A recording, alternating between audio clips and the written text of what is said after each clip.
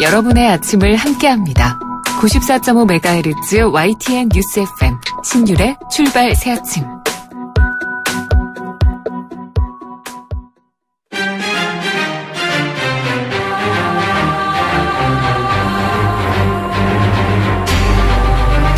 매일 아침을 뉴스로 깨웁니다.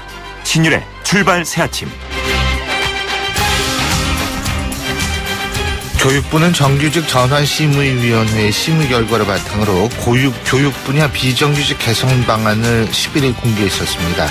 이번 방안을 보면 학교 회계직과 유치원 돌봄 교실 강사, 유치원 방과 후 과정 강사는 무기계약직 전환을 권고했지만 기간제 교사를 비롯해서 영어회화 전문 강사, 스포츠 강사 등 7개 직종은 정규직 전환이 무산될 것 같습니다. 여기에 대해서 기간제 선생님들은 정규직 전환 심의위원회 심의 결과를 교육부가 왜곡 발표했다고 주장하고 있습니다. 비정규직의 정규직 전환에 대해서 상당한 희망을 품었을 우리 기간제 선생님들의 입장에선 일종의 희망 고문을 당한 셈이 될 텐데요. 교육부의 입장에서 물론 교사 수급 문제나 교사 충원 체계 등 여러 가지 고려할 사항이 많겠습니다만 비정규직의 정규직 전환이라는 커다란 틀 속에서 이 문제를 다시 한번 고민할 필요가 있을 것이라는 생각입니다. 다른 사람은 되는데 우리만 안 된다는 것. 이런 처지에 빠진 우리 기간제 선생님들의 입장을 역지사지해야 할 것이라는 말입니다. 신율의 출발 새 아침, 오늘 순서 시작합니다.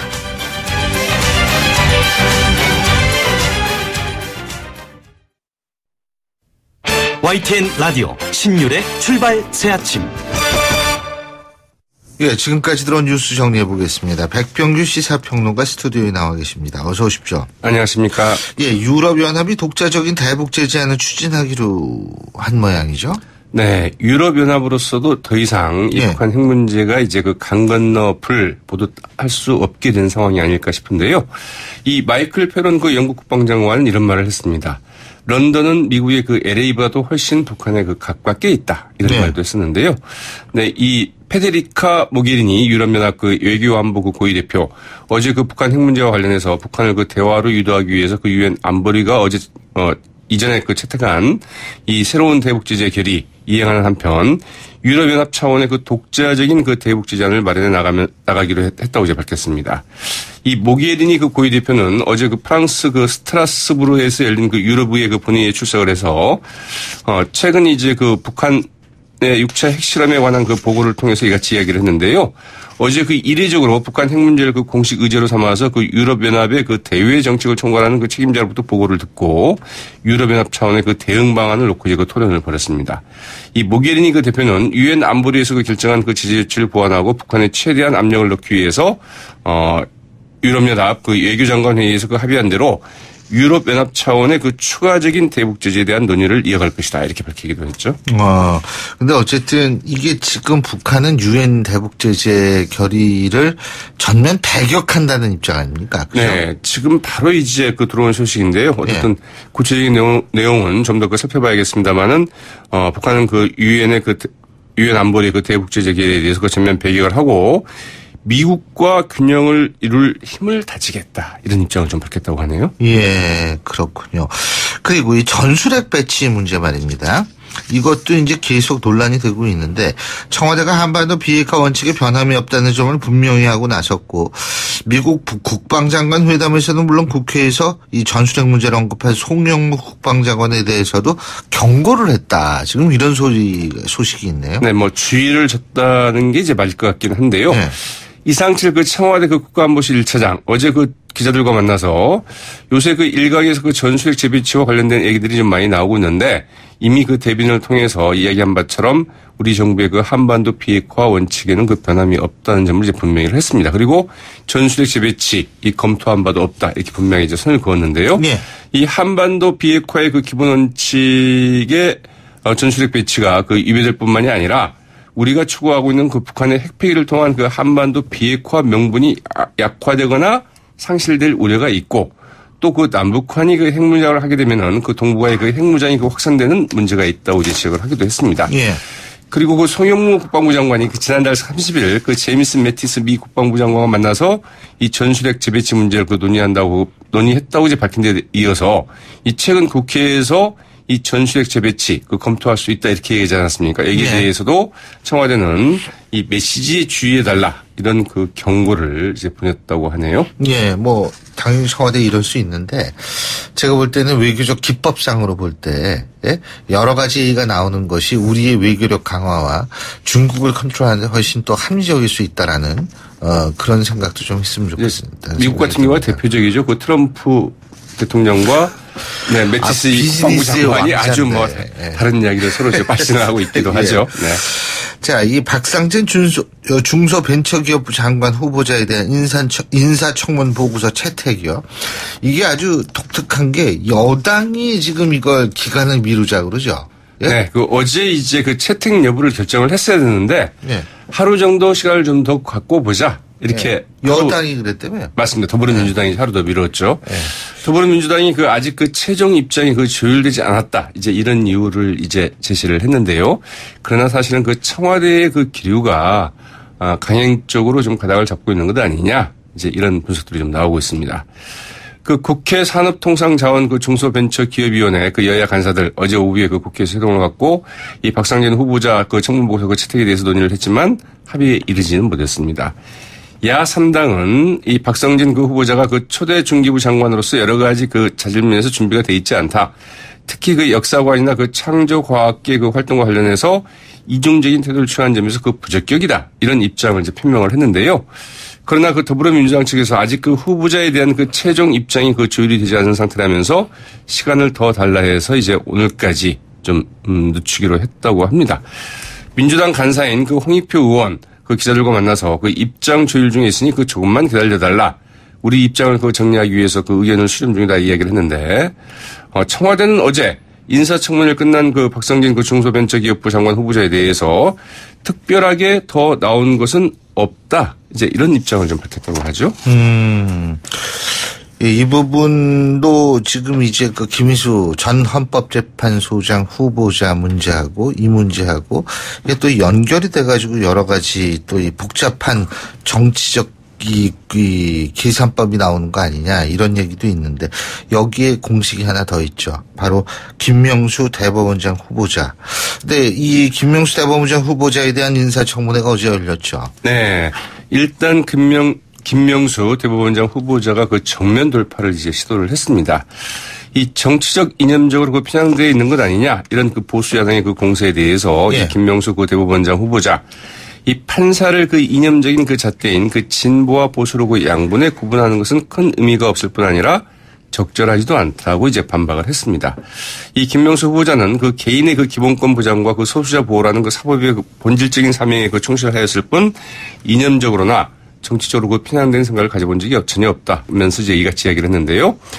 특히 이제 우리법 연구회와 국제인권법 연구회에 대해서 두 모임의 몸을 담는 것은 맞지만 이들 모임 모두 학술단체이지 정치적 편향성을 가진 단체가 아니라고 생각한다. 이렇게 이야기를 했고요. 이 판사로서 어떤 편향성을 가지기보다는 항상 개개의 사건마다 타당한 원칙을 구하고 정의에 맞는 판결을 하려고 했다. 이렇게 이제 해명을 했다고 하죠. 네. 그리고 지금 제가 앞서도 말씀드렸던 김인수 전 헌법재판소장 후보자 임명투표 표결에 대해서 국민의당이 책임론을 이제 자기네한테 제기하니까 이걸 전면으로 반박하면서 김명수 대법원장 후보자의 인준도 어려워질 수 있다. 지금 이렇게 나서고 있는 모양이에요. 네, 일단 협치 이야기를 하고 있고요. 예. 그러면서 이제 패키지 낙마론을 이야기하고 있는 거죠. 예. 김동철 국민의당 원내대표 어제 원내대책회의에서 문제에 발단한 국회 추천목의 재판관을 임기 1년의 헌재 소장으로 임명을 해서 이 삼권 분립을 침해한 문재인 대통령이 있다. 이러면서 청와대 책임론을 제기를 했고요. 네, 박지원 전 대표 또한 라디오 인터뷰에서 김명수 대법원장 후보도 장담할 수 있겠느냐? 이렇게 나간다면 이제 이렇게 좀 문제를 제기를 했다고 하죠. 박지원 원내대표와 지금 이제 인터뷰를 하겠습니다. 자, 오늘 말씀 여기까지 듣겠습니다. 고맙습니다. 네, 고맙습니다. 예, 지금까지 백병규 시사평론가였습니다.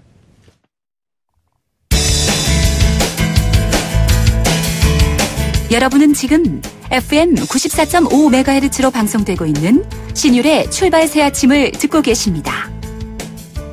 의견 주실 분은 짧은 문자 50원, 긴 문자 100원의 이용료가 드는 휴대전화 문자 메시지 우물정 0945번으로 의견 남기실 수 있습니다.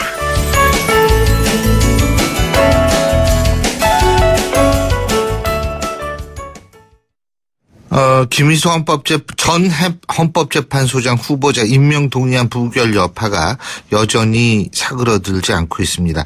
더불어민주당 우원식 원내대표 이런 얘기했습니다. 박성진 후보자를 낙마시켜달라는 국민의당 요청에 답변하지 않아서 김희수 후보자를 낙마시켰다는 박지원 전 대표의 발언은 선배로서 옳지 않고 점잖지 못한 일이다. 그리고 사실이 아니다. 이렇게 얘기를 했는데요. 자, 국민의당의 류영진 식약처장, 탁현민 행정관의 거취와 김희수 후보자의 인준을 바꾸자고 했다는 얘기까지 나온다고 하는데 이게 도대체 어떤 건지 직접 얘기 한번 들어보겠습니다. 국민의당 박지원 전 대표 전화 연결해서 입장 들어보죠. 박 대표님 안녕하십니까? 네, 안녕하세요. 박지원입니다. 예, 이게 무슨 진실공방처럼 돼버렸습니다. 예? 그거 우원식 대표께서 말씀하시는 것을 예. 제가 일일이 변명할 필요는 없습니다. 다만 왜? 예. 지난 일요일, 그러니까 표결 하루 전날 김동철 원내대표의 주재로 우리 국민의당 의원들이 모였습니다. 예. 저녁 식사를 하면서 예. 문재인 대통령의 인사가 망사다. 예. 그렇기 때문에 협치를 강조한다고 하면은 인사에 대한 망사에 대한 그러한 시정의 성의가 필요하다. 예. 그렇게 해서 야당이 명분을 가져야 된다 하는 공감대를 형성해서 박성진, 유영진 이런 몇 분에 대해서 성의 있는 조치를 요구하자. 이런 얘기를 했고 김동철 원내대표가 지난 11일 월요일 아침 우원식 원내대표를 만나서 그러한 의사를 전달했고 예. 그 결과를 의원총회에서 보고했을 뿐이지 이것이 연계가 된 것은 아닙니다. 그러니까 김희수 후보자에 대한 얘기는 전혀 나오지 않았다 이 말씀이시군요. 이때 후보자와 연계한다 그런 의미가 아니고 그렇게 문재인 대통령께서 협치에 성의 있는 모습을 망사된 인사에서부터 성의 표시를 하는 것이 원칙 아니냐 이런 얘기를 했고 김동철 원내대표는 다음날 의원총회에서 그러한 보고를 했지만은 아직까지 뚜렷한 성의 있는 답변이 없었다. 노력한다. 이 정도 얘기를 했기 때문에 그렇게 제가 얘기한 것은 협치를 무시하고 오만의 극치다. 어떻게 더 크게 앞으로 국정을 이끌어가야 될 국민이 경고를 했으면은 거기를 수용해서 반성을 하고 이렇게 나가야지 야당만 비판을 하고 특히 우리 국민의당이 무슨 우리가 민주당하고 함께 가는 당이 아니지 않습니까? 국민의당은 국민의당이고 민주당은 민주당입니다. 그런 의미에서 한 거지 다른 의미는 없습니다. 어제 추미애 대표하고 이제 같은 백범 김구 선생 기념식장. 아니요, 백봉.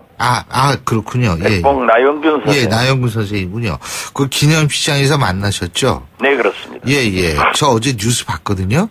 근데 우리 박지원 대표께서 추미애 대표한테 이렇게 좀 아는 척 하려고 그러니까 휙 지나가시더라고요. 아는 척 하려고 하지 않았습니다. 아닌가요? 네, 그분은. 죄송합니다. 그분은, 예. 행사가 시작됐는데 그분 때문에 한 10분 기다렸어요. 예. 그런데 안 오셔서 예. 시작을 했는데 이 뒷자리에 앉아 계셨던가 봐요. 예. 그래가지고 축사하러 나오시더라고요. 예. 축사하러 나오셔서 그냥 지나가고 축사 끝나고 나갔죠. 근데 추미애 대표 여러 가지 얘기를 했는데 더 이상 형제의 당이 아니다. 땡깡 부리고 골목대장질하는 무렴치한 집단 이런 표현을 했다고 그러는데요. 그렇게 오만한 그러한 모습이 과연 집권 여당의 대표입니까? 집권 여당의 대표가 김희수 헌법재판소장 우리에게 책임을 전가하고 있지만은 100일간 왜 인준 표결을 못했습니까? 왜 못했습니까? 그걸 우리에게 책임을 넘기면서 무슨 골목땡장이니 땡깡이니 그런 자세를 가지고 앞으로 산적한 국정과제를 풀어나갈 수 있겠어요? 내 탓이하고 자기 반성을 하면서 오히려 대통령을 잘못 보필했으면은 국민에게 용서를 바라고 더 잘하도록 전화해보고 계기를 삼아야지 거기에서 또 땡깡을 놓으면은 땡깡의 땡깡 앞으로 불릴 것 같아요? 120석을 가진 다수 당의 당대표일 뿐입니다. 예. 협력을 구해야죠. 일을 풀어나가야죠. 우리 국민의당만 하더라도 어제도 우리 7, 8사람 모여서 저녁을 먹으면서 어떻게 해서든지 우리 국민의당이 이러한 것을 풀고 나가야 된다.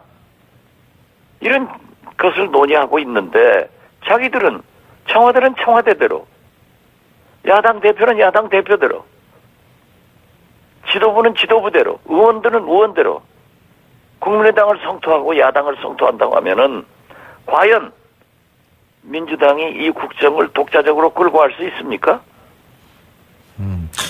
이 형제의당이 아니라는 얘기는 무슨 하는데, 예. 자기들하고 왜 우리가 형제의당입니까? 아, 원래부터 아니었다. 뿌리가 같았을 뿐이지 네. 왜 형제의당입니까? 형제의당 취급했습니까? 지금까지?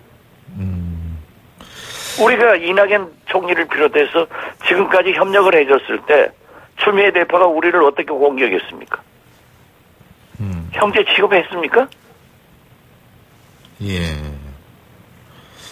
근데 김희수 전 후보자에 대한 부결 이후에 이 호남 지지율에 악재로 작용을 한다. 국민의당의 그 지지율에 악재로 작용하지 않겠나 이런 우려도 나오는데 문자 폭탄도 많이 받으세요?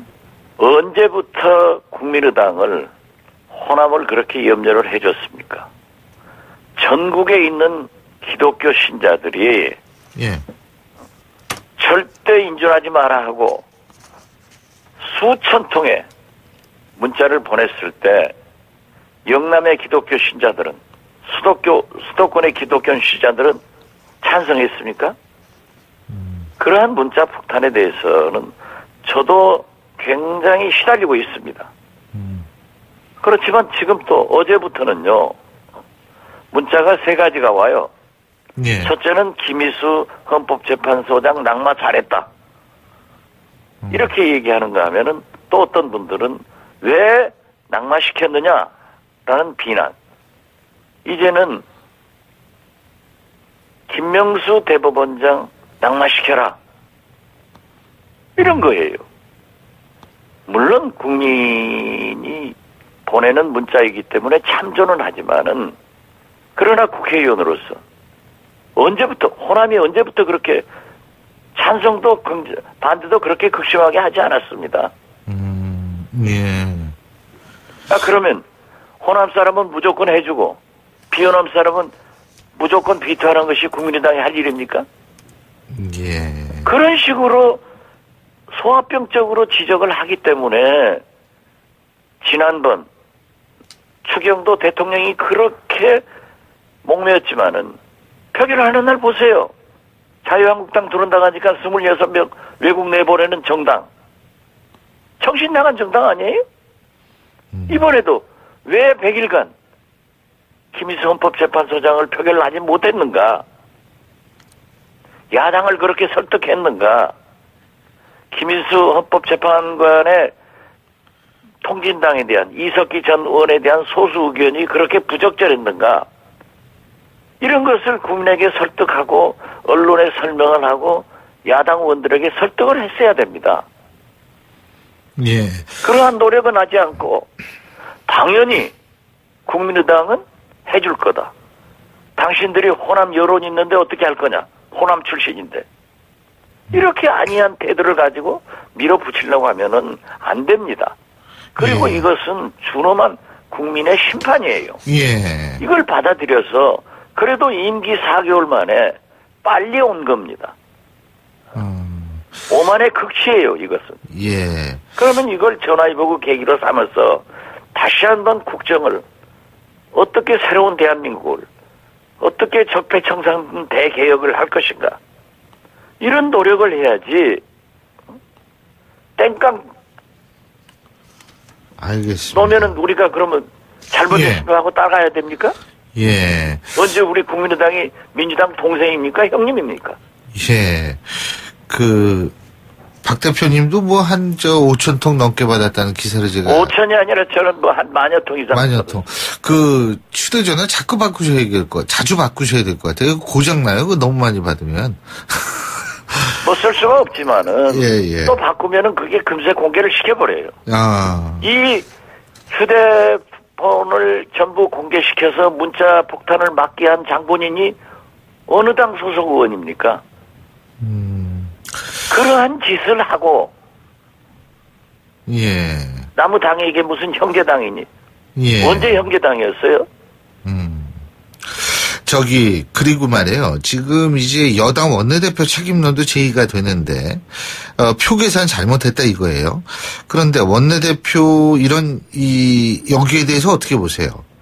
저는 그래도 민주당, 청와대, 그 누구도 우원식 대표만큼 능력이나 야당과 대화를 위해서 노력하는 분은 없습니다. 아하. 저에게도 몇 번 전화했고 만났고 예.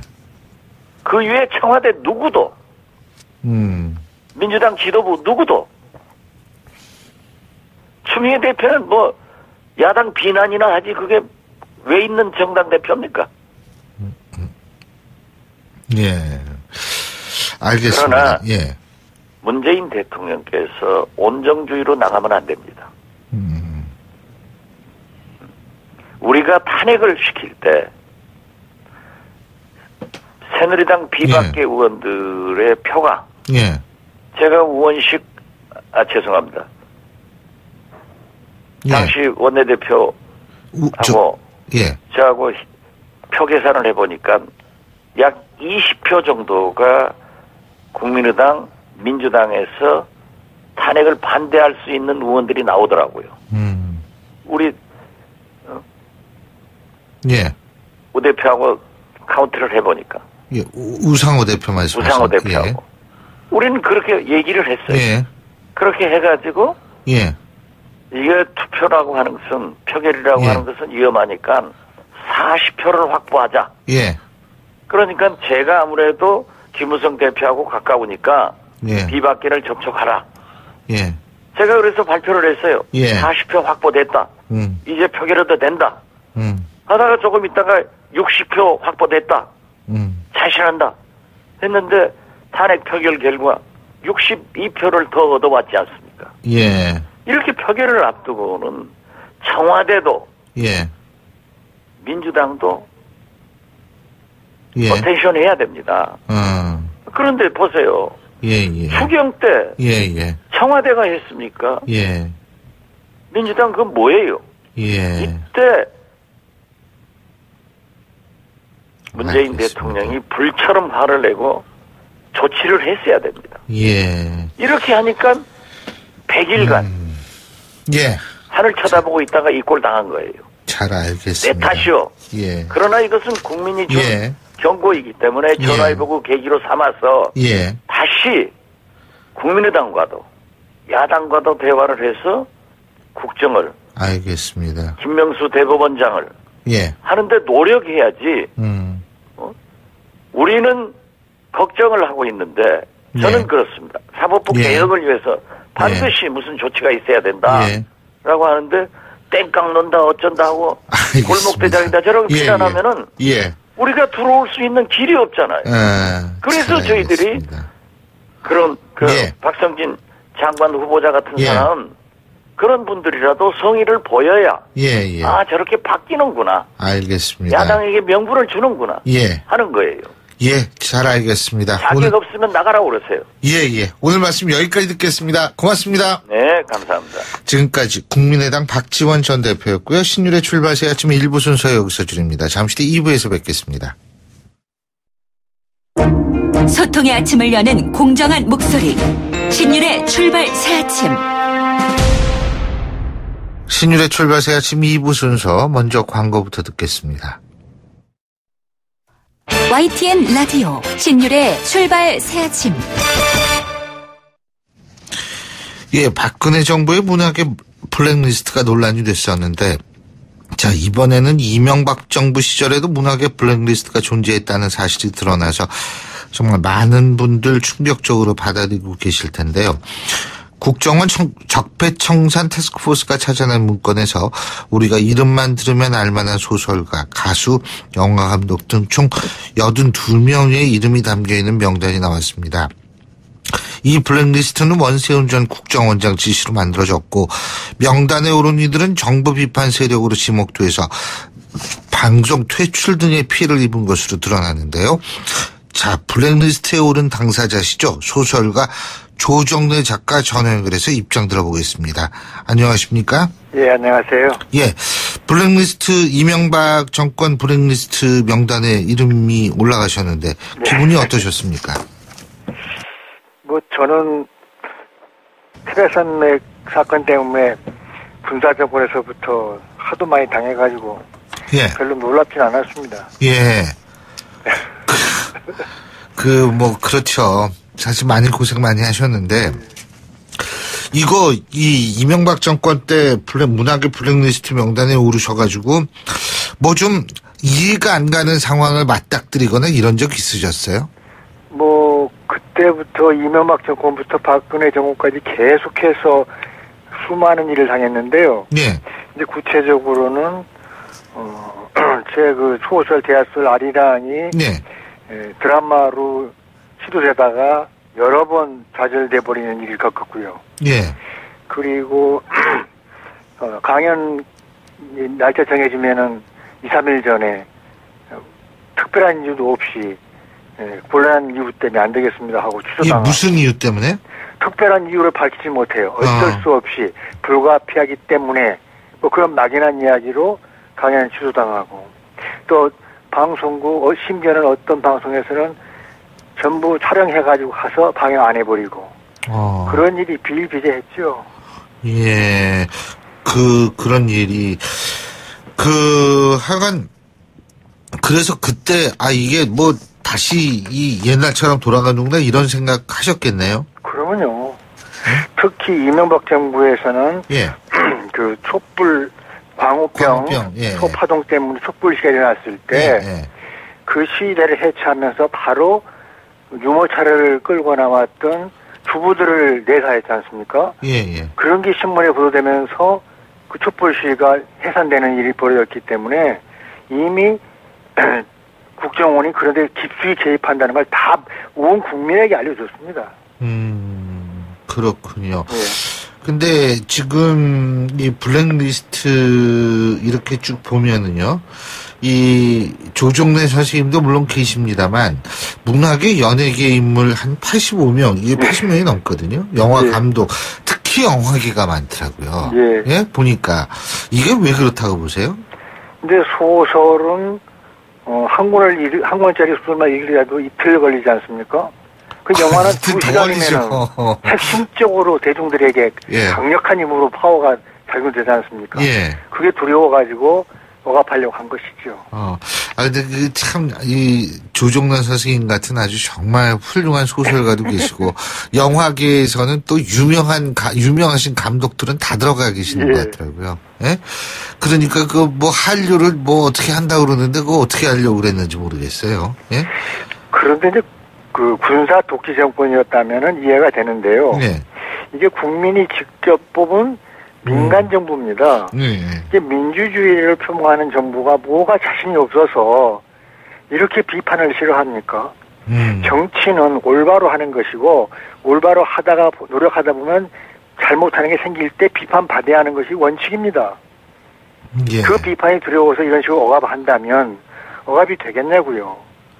참 어리석은 사람들이에요. 근데 이제 이게 검찰 수사가 들어가서 좀 더 이제 사실 여부를 확인을 해야겠습니다만 어쨌든 광우병 촛불 시위의 영향도 컸을 것이다라는 분석이 있거든요. 그때 하도 혼나가지고.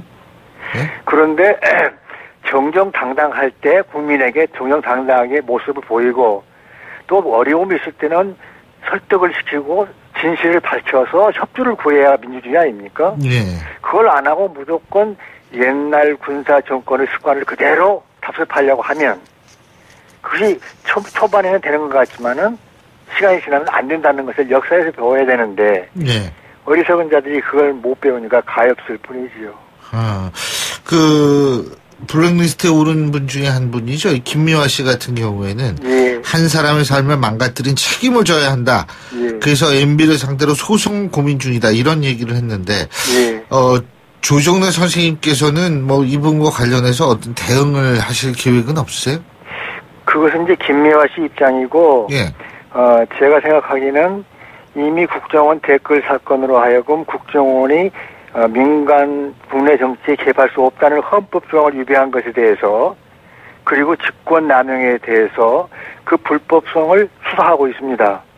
그 같은 맥락에서 지금 이 블랙리스트도 들어가 있는 것이거든요.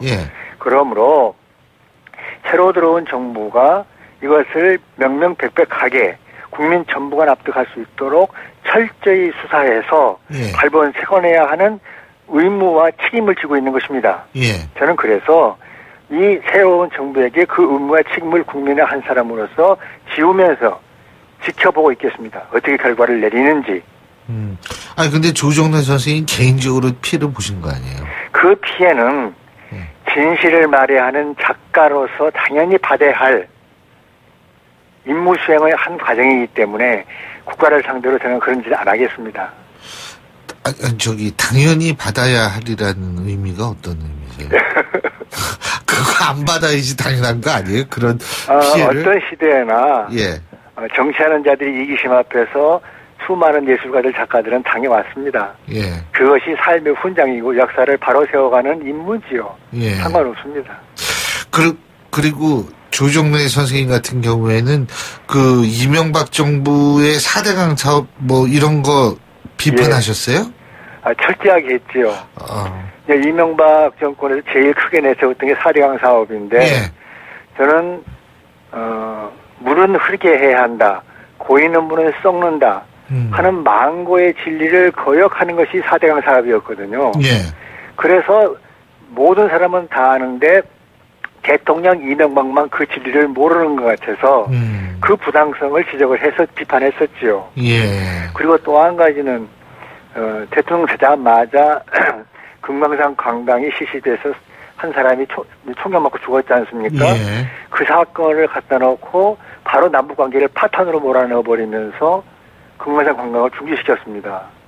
이것은 너무 무책임한 일이죠. 그 문제가 중요하지만 그런 돌발 사건은 타협하고 의논해서 해결할 수 있는 문제인데 바로 그것을 민족 천년 대계인 통일의 문제를 갖다 놓고 엎어버려서 오늘까지 이렇게 남북관계가 완전히 그르쳐서 더 이상 회복할 수 없는 길로 몰아버린 이 어리석음을 어떻게 비판 안 하겠습니까? 비판해야죠. 그리고요. 마지막으로 국정원 댓글 사건 있지 않습니까? 뭐 활동비도 주고 인터넷에 이제 정부 응원글 쓰게 한 거, 이 부분은 어떻게 보셨어요? 글쎄요.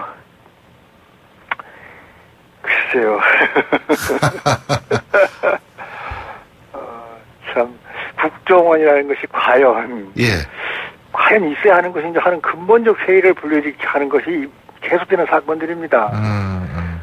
헌법 조항에 충실해서 국내 정치에 개입하지 말고 당당하게 행위하기를 바라고 국민 세금이 올바로 쓰기를 간절히 바랍니다.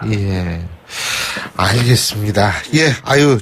조 선생님 오늘 말씀 잘 들었습니다. 감사합니다. 고맙습니다. 지금까지 소설가 조정래 작가였습니다. 신율의 출발 새아침 2부 순서 여기서 줄입니다. 전 8시 10분 3부에서 뵙죠.